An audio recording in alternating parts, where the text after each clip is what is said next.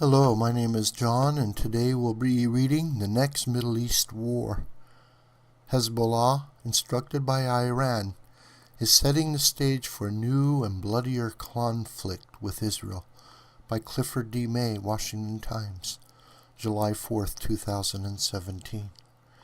Clifford D. May is the president of the Foundation for Defense of Democracies and a columnist for the Washington Times. 11 years ago this month, Israel went to war with Hezbollah, Iran's Lebanon-based Shia proxy militia. The fighting began when Hezbollah fired rockets at Israeli villages and missiles at Israeli armored vehicles patrolling the border.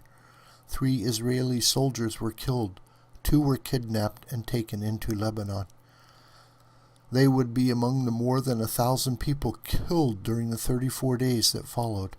Hundreds of thousands in both countries would be displaced. The passage of UN Security Council Resolution 1701 on August 11th marked a halt to the conflict.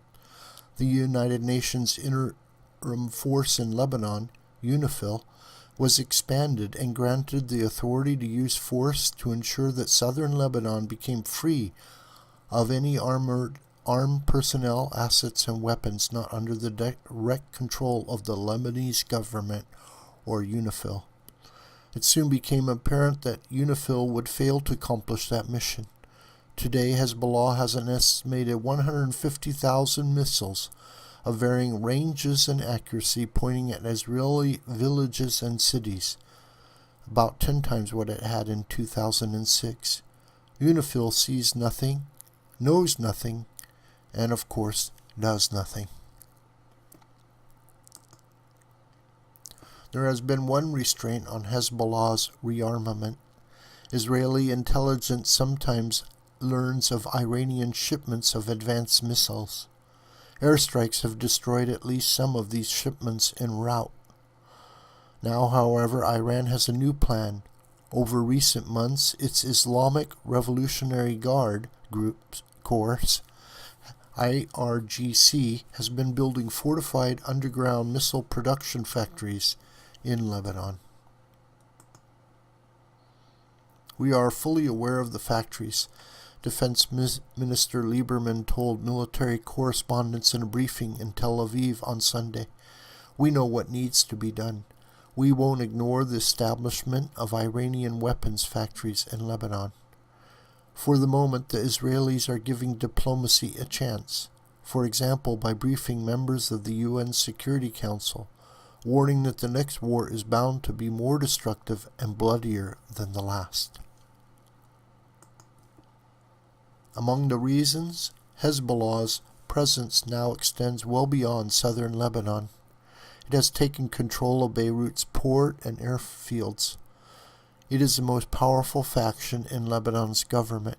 To fight Hezbollah while sparing Lebanon is no longer possible. In addition, Hezbollah's leaders have installed their missiles in and under homes, schools, hospitals, and mosques. Their use of human shields ensures a high civilian death toll and, incidentally, blatantly violates international law. But they are confident many journalists, UN officials, and human rights groups will reflexively blame Israel, not them, and certainly not Iran, for the carnage. Another indication that Hezbollah may be preparing for a new conflict. It has set up observation posts along the Israeli border, claiming these are part of an environmental effort called Green Without Borders. Yes, that's right. We're to believe that the Hezbollah Secretary General, Hassan Nasrallah, worries about climate change. We're not to notice that he has specifically mentioned that a leafier Lebanon will provide better coverage to his fighters should Israelis return. A complaint Israel filed at the UN was rejected last week. Spokeswoman Eri Kaneko said the lookout stations and tree planting activities raise no suspicions. UNIFIL remains vigilant, she asserted. It seems odd that Mr. Nasrallah should be eager for renewed hostilities with Israel now, a time when he is deploying fighters in neighboring Syria, defending the Assad regime.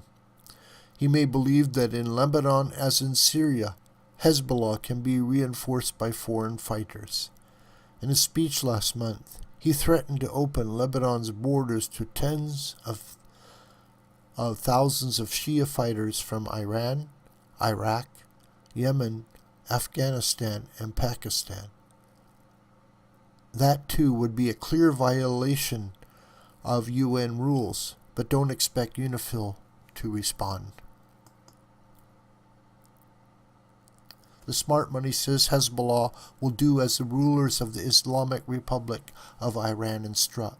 Their priority is to establish a Shia crescent, an arc extending from Tehran to the Mediterranean, with Iran controlling Iraq, Syria, Lebanon, and Gaza as well. They are also establishing a foothold in Afghanistan and attempting to spread their Islamic revolution into the Gulf states. Tehran's theocrats view Kuwait and Bahrain as lost province that, in time, must be reclaimed. They view the Saudis and the Emiratis as heretics and enemies. Iran has begun to establish a version of Hezbollah in Syria as well. Foreign Shia fighters already are being imported for this purpose. Tough decisions lie ahead. Israelis know that if they strike first, they will be accused of aggression. But if they wait, they may have to absorb more and more lethal blows. Their missile defense system is high-tech and robust, but it can be overwhelmed. Through intermediaries, the Israelis have reportedly warned Iran's rulers not to expect to sit safely on the sidelines should a new war erupt. The Trump administration strategists in the National Security Council and Pentagon are not oblivious to the storm clouds gathering on this particular horizon. Among the tools they are considering, designating the IRGC a terrorist organization and imposing tough new sanctions on Iran, linked to its support of terrorism and ballistic missile development, not the Iran nuclear deal. That would at least send a shot across the Islamic Republic's bow. Also worth considering, insisting that whatever independent actors remain in the Lebanese government stand up to Hezbollah and replace its armed forces in the south as required under UN regulations. If the Lebanese government isn't up to the task, U.S. assistance should end. Finally, why not give UNIFIL, which is funded largely by U.S. leadership, and a reinforced mandate to do the work it hasn't done over the past 11 years? An effective UN peacekeeping effort is not easy to imagine. But what's the harm in one more try?